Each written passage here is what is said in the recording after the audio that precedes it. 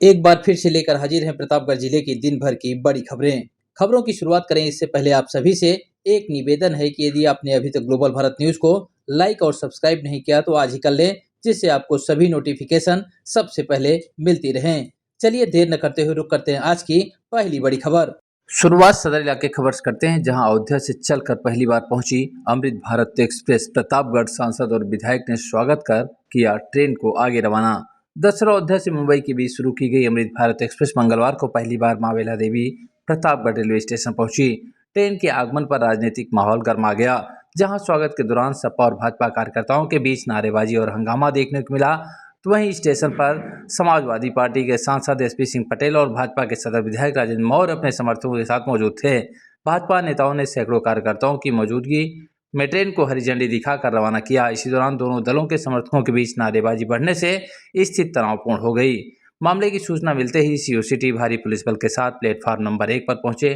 उन्होंने दोनों पक्षों को समझा बुझाकर शांत कराया, जिसके बाद स्थिति सामान्य हो सकी। शाम करीब 8 बजे Amrit Bharat express train Pratapgarh station पहुंची, जहां सांसद और विधायक ने ट्रेन का स्वागत किया और उसे आगे के लिए रवाना किया। सपा सांसद एसपी सिंह पटेल ने बताया कि प्रतापगढ़ के बड़ी संख्या के लोग रोजगार के लिए मुंबई में रहते हैं। इस ट्रेन के शुरू होने से उन्हें सीधी और सुविधाजनक यात्रा का लाभ मिलेगा। उन्होंने यह भी कहा कि मुंबई के लिए सीधी ट्रेन की मांग लंबे समय से की जा रही थी, जिसे अब पूरा किया गया है। पहले लोगों को प्रयागराज जाकर ट्रेन पकड़ना पड़ता था, लेकिन अब उन्हें इस परेशानी से राहत मिलेगी। खबरों में आगे बढ़ते हैं, बात करने की कुंडा इलाके खबर की, जहां मानिकपुर कांड पर गरमाई सियासत। अखिलेश का सरकार पर निशाना, भाजपा और सपा नेताओं का दौरा। दरअसल मानिकपुर में युवती की हत्या और सामूहिक दुष्कर्म मामले ने राजनीतिक तूल पकड़ लिया है।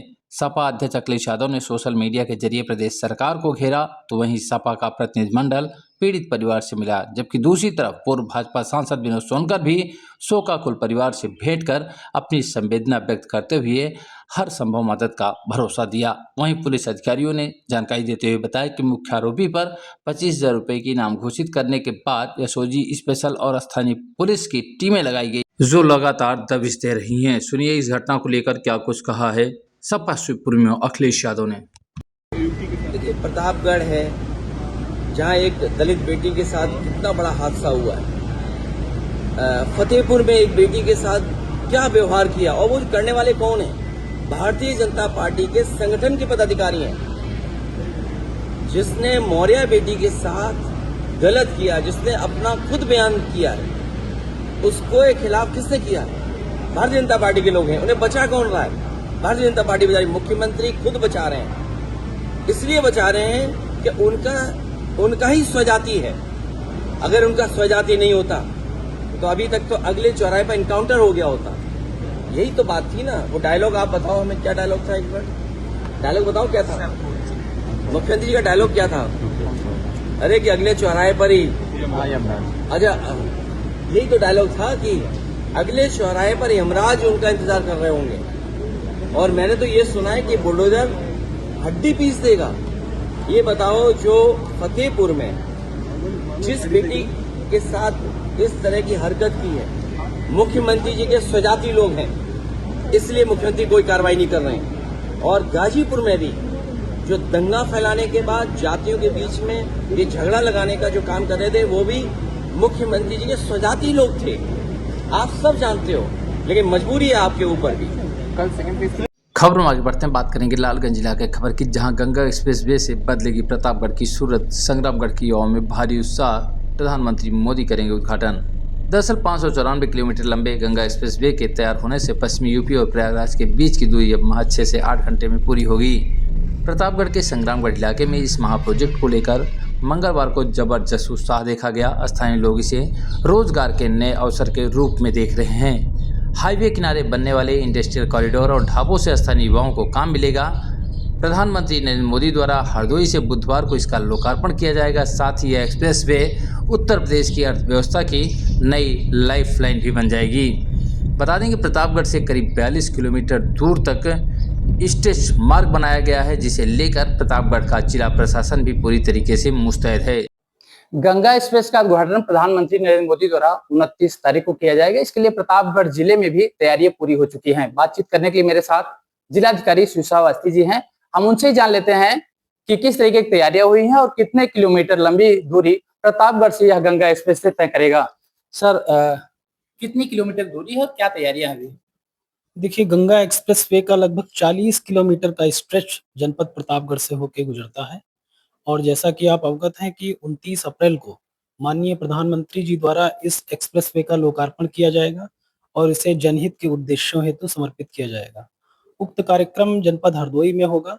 इसी पैटर्न पे प्रत्येक जनपद जहाँ से ये हाईवे एक्सप्रेसवे गुजर रहा है, वहाँ भी बड़े कार्यक्रम किए जाने के निर्देश प्राप्त हुए हैं।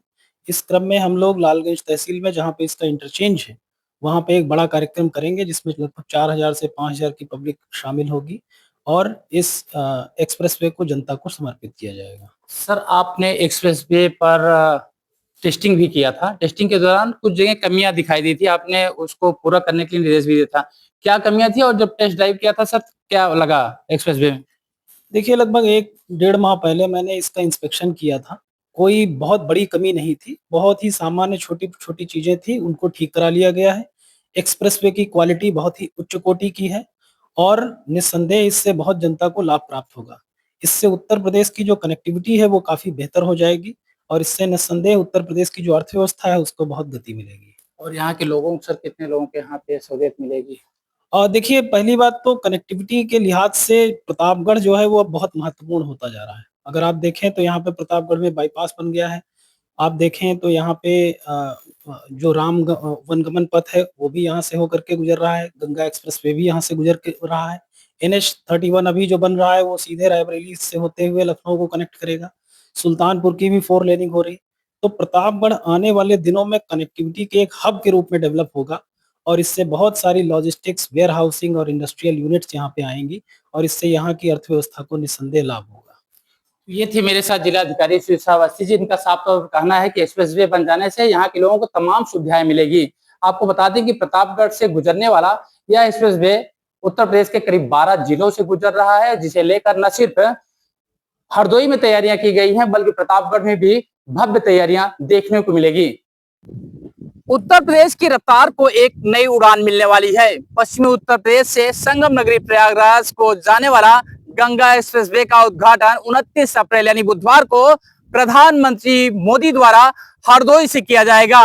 यह गंगा एक्सप्रेसवे 12 जिलों को टच करता हुआ प्रयागराज पहुंचेगा, यानी पश्चिमी उत्तर प्रदेश से प्रयागराज किया जो सफर तय होता था पहले 14 घंटे, अब वह महज 6 से 8 घंटे में तय होगा। इस वक्त मेरी मौजूदगी प्रतापगढ़ को जोड़ने वाले गंगा एक्सप्रेसवे के उस पैच पर है, उस स्टेज पर है, जहां मैं एक बार आपको तस्वीर दिखा दूं कि यह ऊंचा हाल लालगंज और मेरठ को जोड़ने वाला रास्ता है और यहीं से प्रतापगढ़ का रास्ता संग्रामगढ़ होते हुए लालगंज होते हुए निकलता है। इसे लेकर जहां एक तरफ यहाँ के लोगों में खासा उत्साह है तो वहीं दूसरी तरफ इससे रोजगार के भी तमाम अवसर उपलब्ध होंगे। तो तैयार हो जाइए क्योंकि कल से